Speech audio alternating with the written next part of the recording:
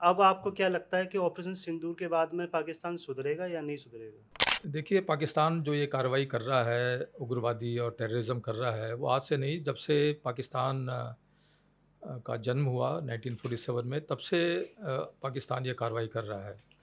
Social media तो है ही, नकली करेंसी का जो चल रहा था कि नकली करेंसी के ज़रिए फंडिंग होती है। ये इतना सिंपल नहीं है, हम लोग जैसे सोचते हैं कि सोशल मीडिया बंद कर दिया या कोई किसी नैरेटिव को हमने रोक दिया, किसी को हमने उसको फैक्ट चेक कर लिया, तो वो ठीक हो जाएगा, ऐसा नहीं हो हुँ। सकता है। क्योंकि पाकिस्तान में नेगेटिव व्यूज़ और views against the government is very difficult to project.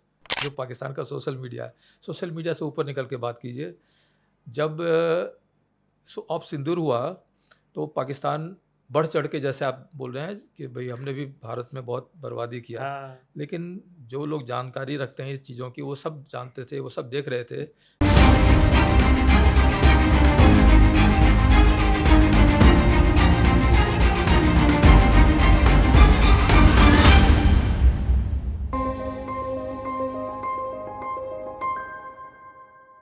भारतीय सेना की हमने बहुत सी गाथाएँ सुनी हैं, वीरता के परचम लहराते हुए काफ़ी वीरों को देखा है।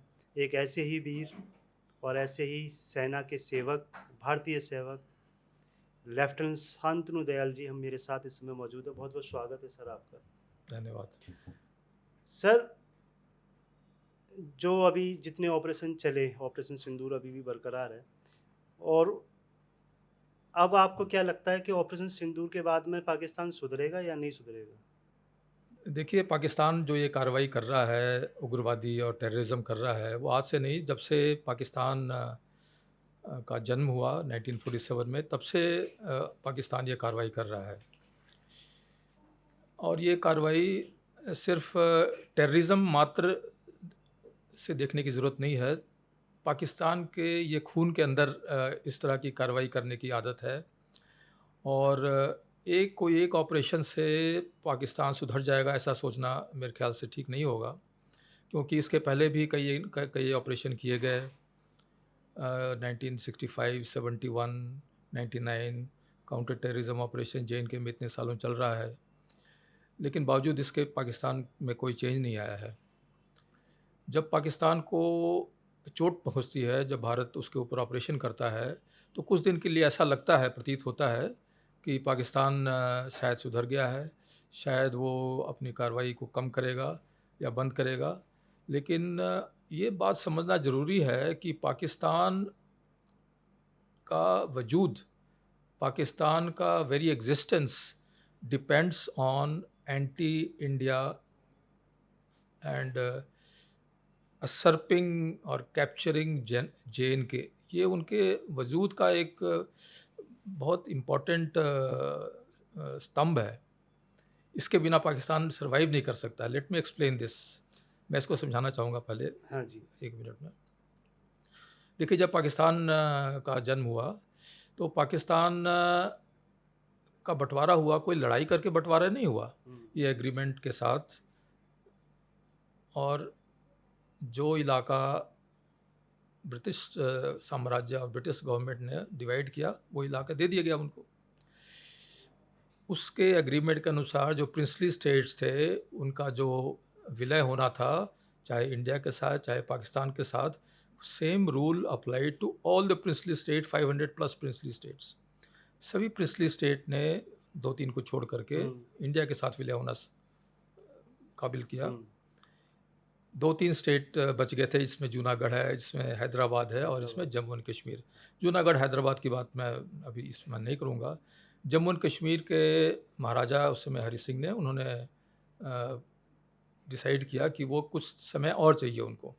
पाकिस्तान के साथ उन्होंने स्टैंड स्टिल एग्रीमेंट किया कि आप अभी जैसा है वैसा रहेगा, और हम जब डिसाइड करेंगे कि क्या हमने जम्मू एंड कश्मीर के साथ करना है, भारत के साथ जाना है या पाकिस्तान के जानना है, तब उसके बाद हम आपसे उसके बारे में बातचीत करेंगे। परंतु पाकिस्तान इंडिपेंडेंस के इमीडिएटली बाद 1947 अगस्त में ही उसने कबायली, led by their military officers, हुँ। Send 5-6 columns of raiders into Jammu and Kashmir. उस समय जम्मू एंड कश्मीर में राजा हरि सिंह की फ़ौज थी, उस फ़ौज के अंदर भी बगावत किया गया और पाकिस्तानियों ने सोचा कि भाई तुरंत बिफोर राजा हरि सिंह डिसाइड्स और before he finds his foot, complete JNK will fall into their lap. लेकिन ये हुआ नहीं हुआ नहीं। और पाकिस्तान सेना जैसे ही भी भारतीय राजा हरि सिंह ने भारत के साथ विलय करने का डिसीजन लिया और इमीडिएटली उसके नेक्स्ट डे इंडियन ट्रूप्स वे lifted to JNK, Srinagar airfield में लैंड किए और उसके बाद पाकिस्तान सेना को वापस ये रेडर्स को वापस ढकेलना स्टार्ट किया। हर एक लड़ाई में 1947 में जो उसके बाद हुआ, जब तक भारतीय सेना नहीं पहुंची थी तब तक वो आगे की तरफ बढ़ते जा रहे थे। भारतीय सेना के पहुंचते के साथ ही चाहे वो ये बारामूला और बारामूला। उरी का एक्सेस हो, चाहे वो तंगधार का एक्सेस हो, चाहे वो पुंछ रजौरी का एक्सेस हो, नौशेरा का इलाका हो, सभी इलाकों में इनको खदेड़ के पीछे कर दिया गया। उस समय से पाकिस्तान आज तक इसी कोशिश में लगा हुआ है कि जम्मू एंड कश्मीर पाकिस्तान का हिस्सा होना चाहिए। ये 2 नेशन थ्योरी के ऊपर इनका ये जो पॉलिसी है, इनका जो एक तरह से अंदर से जो इनकी रिक्वायरमेंट है, इसको ये कंप्लीट नहीं कर पाए हैं और ये कोशिश करते रहेंगे। चाहे वो UN रेजोल्यूशन हो, सब जगह गलत है ये, सब जगह ये झूठ बोलते हैं, गलती में आगे बढ़ते हैं, परंतु आज तक वो कर नहीं पाए आगे, लेकिन कोशिश करते रहेंगे, क्योंकि अगर नहीं करेंगे तो फिर पाकिस्तानियों का अपना अस्तित्व 2 नेशन थ्योरी में अगर इंडिया से अगर वैमनस्य, दुश्मनी, एनिमिटी अगर नहीं करेंगे तो then the complete theory based on which Pakistan was created is shattered and therefore it is essential for Pakistan in their own understanding of how things work in the world that they continue to have this enmity against India. Jammu and Kashmir is a manifestation of that disease, that inner जहर which is there in Pakistan. जैसे हम लोग ये देखते हैं कि social media के through भी वो लोग भ्रामकता फैलाते हैं, लोगों को देश के खिलाफ भड़काते हैं। उनका सोशल मीडिया तो एक ऐसा प्लेटफॉर्म बन गया है कि लोग उनकी बातों में आ भी जल्दी जाते हैं। और दूसरी चीज़ ये है कि सोशल मीडिया तो है ही, नकली करेंसी का जो चल रहा था कि नकली करेंसी के ज़रिए फंडिंग होती है, तो और ऐसे क्या और उपाय करे जाएं, सरकार या सेना ऐसे कौन से उपाय करें जिससे इन चीज़ों पर भी रोक लगे और जो अभी घटनाएं हुई देश के अंदर, मतलब जो बेकसूर लोग थे उनको भी मारा गया, तो उनको कैसे रोका जाए? न कि ये सोशल मीडिया के कुछ तो बंद करे हैं सरकार ने, अभी जो एक्शन हुआ उसके बाद कुछ किए हैं बंद, लेकिन और अभी भी चल रहे हैं, लेकिन उनमें वो कैसे हो? पाकिस्तान इस चीज़ को ना एक दूसरे तरीके से समझने की ज़रूरत है। अगर आपके पास जो चीज़ आप बताना चाहता है कि मेरे पास है लेकिन वो नहीं है, तो आप उसको किसी फॉल्स तरीके से प्रोजेक्ट करने की कोशिश कीजिएगा। वही पाकिस्तान करता है।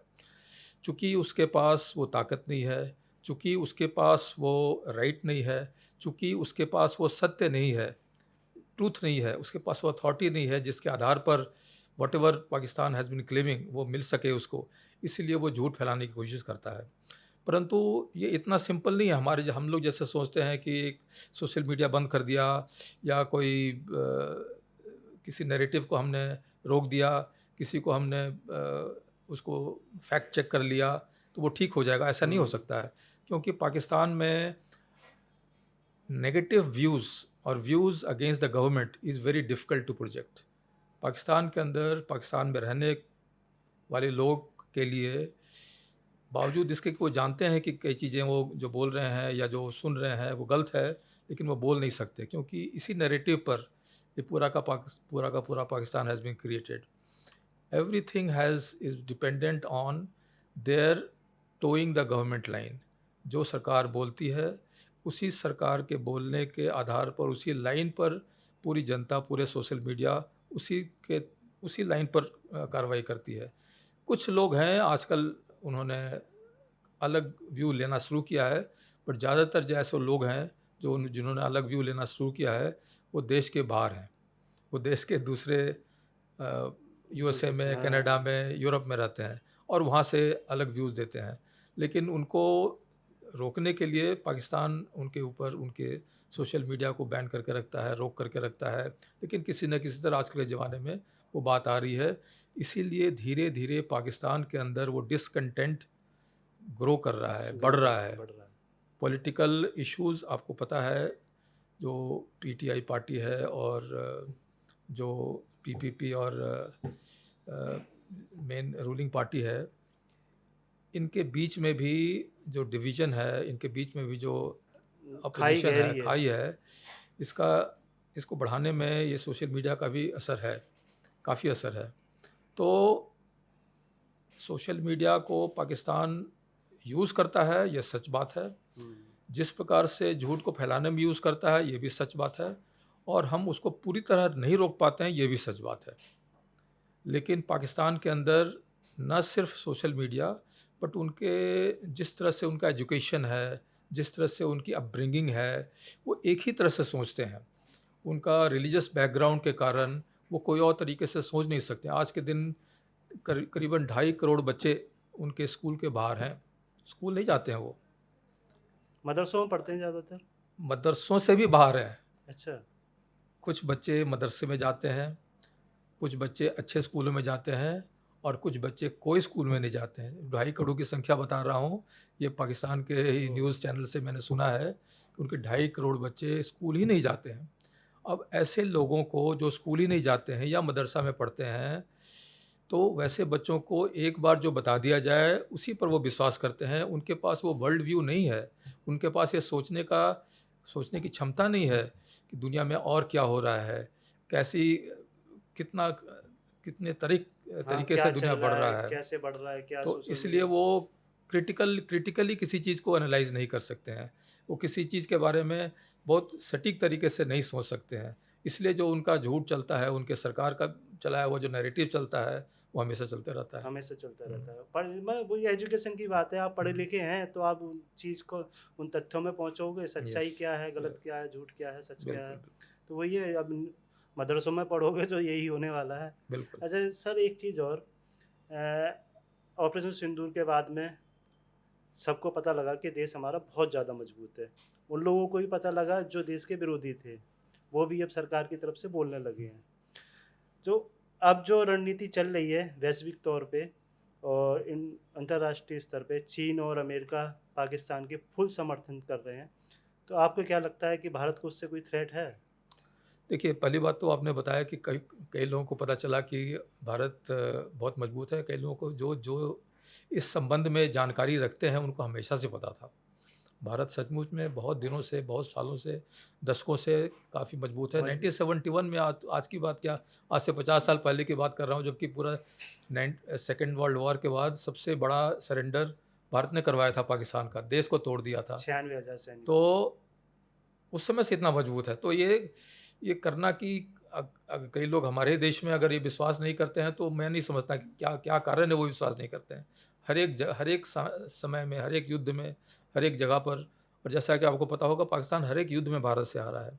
तो इसलिए हमेशा से भारत मजबूत था और अब तो और भी बहुत ज़्यादा मजबूत हो गया है।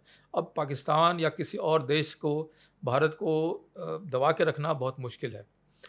जहाँ तक हमने बताया कि भारत पाकिस्तान के जो संबंध हैं, चाइना से आपने यूएसए का नाम लिया, और भी देश हैं।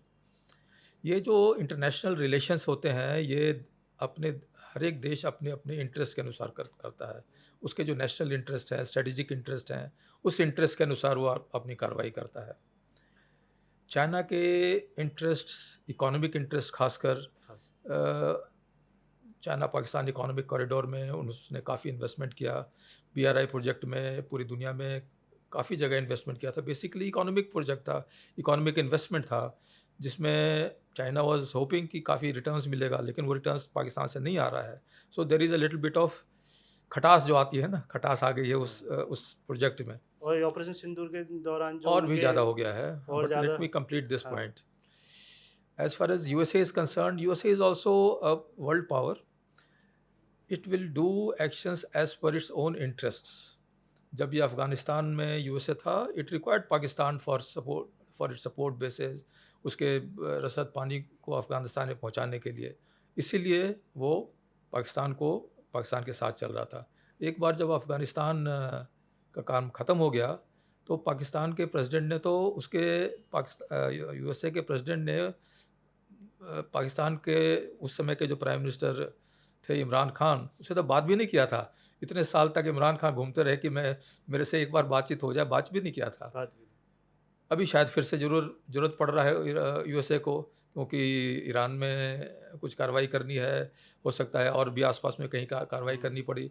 तो वैसे कार्रवाई करने के लिए पाकिस्तान की ज़रूरत पड़ेगी तो यूएसए फिर से बात करेगा और पाकिस्तान दौड़ा जाएगा, क्योंकि पाकिस्तान की आर्थिक स्थिति इतनी ख़राब है कि जो भी देश उसको थोड़ा सा भी पैसा, थोड़ा सा भी मदद करने का इंडिकेशन देगा, उसके पास भागा जाएगा। लेकिन उसके हौसले तो फिर भी बुलंद रहते हैं। इतनी किस तरह जगह से से? भीख मांगने के बाद भी उसके हौसले नहीं, तो किस बुलंद तरह ही से रहते बुलंद हैं रहते हैं? कि हम ये कर देंगे, वो कर आप भी देंगे, वही हम सोशल सिंदूर मीडिया जीत से बात गया। कर रहे हैं, जो पाकिस्तान का सोशल मीडिया है। सोशल मीडिया से ऊपर निकल के बात कीजिए। जब ऑप सिंदूर हुआ, तो पाकिस्तान बढ़ चढ़ के, जैसे आप बोल रहे हैं कि भाई हमने भी भारत में बहुत बर्बादी किया, हाँ, लेकिन जो लोग जानकारी रखते हैं इस चीज़ों की, वो सब जानते थे, वो सब देख रहे थे कि पाकिस्तान कोई बर्बादी नहीं कर पाया। और अभी रिसेंटली एनएसए ने जो खुलेआम बोला है कि भाई एक फ़ोटो दिखाओ जहाँ पर कोई एक विंडो पेन, एक छोटा सा शीशा भी काँच भी टूटा हो टूटा हो। भारत में, उसका 3 4 5 दिन हो गए, अभी तक कोई जवाब नहीं आया पाकिस्तान से। उधर से जवाब क्या आ रहा है, पाकिस्तान के पूर्व फॉरेन मिनिस्टर वो बोल रहे हैं कि हाँ बात कर सकते हैं इंडिया से, हफीज़ सईद को हम हैंड ओवर कर सकते हैं, हाँ, मौलाना अजहर को हैंड ओवर कर सकते हैं। तो क्या है ये? तो सरेंडर कर हाँ, तो देंगे। सरेंडर करना हुआ। जिससे आपको एक दिन पहले आप बात कर रहे थे, आप बोल रहे थे कि भाई मैं तो इंडिया का इतना थ्रेट आदमपुर कर बेस दूँगा। में और यहाँ बेस में पूरा बर्बादी कर दिया, और उसके 2 हफ्ते बाद आप बोल रहे हैं कि भाई जो आप टेररिस्ट को मांग रहे हैं हम दे देते हैं आप। तो ये पाकिस्तान की पुरानी नीति है। इससे हमें ये नहीं, मतलब जिस तरह की जो बयानबाज़ी अभी हो रही है पाकिस्तान वी शुड सरकार नॉट की गेट तरफ से। Fooled by this kind of बयानबाजी of Pakistan. Pakistan is very good at this बयानबाजी। 19 जब ऑप पराक्रम लॉन्च किया इंडियन आर्मी ने 2001 में, हाँ मेरे ख्याल 2001-2 में की बात है। एक बार जब भारत की फ़ौज इंटरनेशनल बॉर्डर और पूरे एलसी के ऊपर लग गई, और उसमें Musharraf was the president, Musharraf came on TV on 12th of January, मुझे याद है क्योंकि उस समय कुछ खास बात थी और हम टीवी देख रहे थे शाम को मुशर्रफ केम एंड सेड कि Pakistan, he gave a promise, solemn promise, that Pakistan soil will no longer be used for terrorism, क्योंकि उस समय भारत ने उसका टेटुआ दबाया हुआ था। अब थोड़े दिन के बाद फिर से थोड़ी शांति हुई, थोड़ा माहौल ठीक हुआ, फिर से उसने टेररिज्म स्टार्ट किया। उसी प्रकार अभी है, अभी सिंदूर में थोड़ी मार पड़ी है उनको, हाँ, थोड़ी दबे हुए हैं वो, तो थोड़ा थोड़ा बोलेंगे, थोड़ा ऊपर बोलेंगे, थोड़ा ध्यान बोलेंगे, देखेंगे क्या भारत का रिएक्शन। लेकिन इस समय भारत का स्टैंड बिल्कुल क्लियर, बिल्कुल अनएम्बिगुअस है। हमारे प्राइम मिनिस्टर ने बहुत ही स्पष्ट शब्दों में बहुत क्लियरली ये बता दिया है कि there will be no talk till Pakistan totally finishes terrorism, and whatever action they are taking has to be credible. ये काम पाकिस्तान को करना बहुत ही मुश्किल है। अच्छा एक बात बताइए, लास्ट क्वेश्चन है, आतंकवाद किस तरह से ख़त्म होगा? सबसे अहम सवाल। देखिए, आप पाकिस्तान के आतंकवाद की बात कर रहे हैं। पाकिस्तान का आतंकवाद मेरे हिसाब से, मेरे सोच से कभी नहीं ख़त्म होगा, क्योंकि पाकिस्तान ही आतंकवाद है। पाकिस्तान देश ही आतंकवाद का रूप धारण कर रखा है उसने। वो आतंकवादी क्या होता है? आतंकवादी वो है जो कि आतंक फैलाता है, यानी कि बिना कोई रीज़न का, बिना कोई कारणवश बम ब्लास्ट करना। आतंकवाद सिर्फ बम ब्लास्ट करना ही नहीं है, और भी तरीक़ों से आतंकवाद किया जाता है। एक इंग्लिश में वर्ड है पॉलिटिकल इरेशनैलिटी। मैं बीच में, मेरे पास पाव किलो के बम हैं, ये धमकी हमने देते हैं। सब इसमें फोड़ना है, ये क्या, ये आतंकवाद है? उनके मिनिस्टर्स बात करते हैं इस तरह से। उनके मिनिस्टर झूठ बोलते हैं। They are called pathological liars in the world, Pakistanis. ये सब आतंकवाद का ही अलग अलग स्वरूप है। जैसे जैसे समय बीता जाएगा, जैसे जैसे वायलेंस के ऊपर कंट्रोल होता जाएगा, जैसे गाज़ा में लोगों ने देखा कि गाज़ा में हमास ने जो एक्शन लिया इसराइल के खिलाफ, इसराइल ने उसका बहुत डट कर जवाब दिया और ऑलमोस्ट पूरे हमास को ही नहीं, हमास फ़लस्तीन को ही ख़त्म कर दिया उसने। तो ये इस तरह का मैसेज बहुत अच्छा मैसेज है आतंकवाद के खिलाफ। तो हमास फ़लस्तीन में क्या था, पूरा देश ही आतंकवाद हो गया था। It was very difficult to distinguish between a normal Palestinian and Hamas. Same is the case in Pakistan. जो आतंकवाद सिर्फ ये जो लश्कर तैयबा या जैश ए मोहम्मद तक सीमित नहीं है। बहुत सारे दूसरे ऑर्गेनाइजेशंस हैं, छोटे ऑर्गेनाइजेशन हैं, बड़े ऑर्गेनाइजेशन हैं, गवर्नमेंट के बॉडीज़ हैं, वो आतंकवाद जैसा ही काम करते हैं। पाकिस्तान आर्मी भी एक आतंकवाद आर्मी जैसा ही काम करती है। एक बहुत ही फेमस ऑथर हैं वेस्टर्न यूएसए की, क्रिस्टीना फेयर, उन्होंने लिखा है in her book, what is the name of the book, Pakistan way of fighting और something like that, Pakistan fighting to the end और something, in which she compares that the way the Pakistani fights is like an insurgent. Insurgency में क्या होता है, insurgent क्या होता है? Insurgent आपसे कभी हमेशा डायरेक्टली लड़ाई नहीं कर सकता है। वो 10 आदमी अगर वो आपके किसी पोस्ट के ऊपर, किसी जगह के ऊपर अटैक करने आएंगे, आप बेशक 10 में से 9 को ख़त्म भी कर दिए, एक बंदा बच गया, वो ही विल क्लेम विक्ट्री, क्योंकि उसने थोड़ा सा कुछ आपके ऊपर नुकसान पहुंचा दिया है। आप चाहे वो सबको ख़त्म करते जाइए, एक के बाद एक ख़त्म करते जाइए, लेकिन वो उसका survival itself is a victory for them. So Pakistan survival itself is a victory for them. They have come to that stage. They claim victory in this of Sindoor, जहाँ पर उनके सारे के सारे टेररिस्ट कैंप के ऊपर we have launched very precision and very very accurate attacks. We have destroyed the most crucial part of 13 of their most important airfields. Despite that, Pakistan is saying claiming victory. ये क्या है? ये insurgent का तरीका है, ये insurgency का तरीका है। So in my opinion complete Pakistan is insurgent. Very few people sane people are there. So ये ख़त्म होगा मुझे नहीं लगता है, लेकिन जैसे इंसर्जेंसी के साथ डील किया जाता है, वैसे ही पाकिस्तान के साथ डील करना होगा। We have to stop distinguishing, as हमारे प्राइम मिनिस्टर ने बोला, we have to stop distinguishing कि ये इंसर्जेंट है अलग से, ये पाकिस्तान आर्मी है, ये गवर्नमेंट है, ये सिविल सोसाइटी है। ये तो सब सभ्य देशों में होता है इस तरह से, पाकिस्तान में नहीं होता है। सब एक दूसरे से मिले हुए हैं। ये थे मेरे साथ शांतनु दयाल जी, आपका बहुत बहुत धन्यवाद। ऐसे ही कुछ हस्तियों से हम मिलते रहेंगे।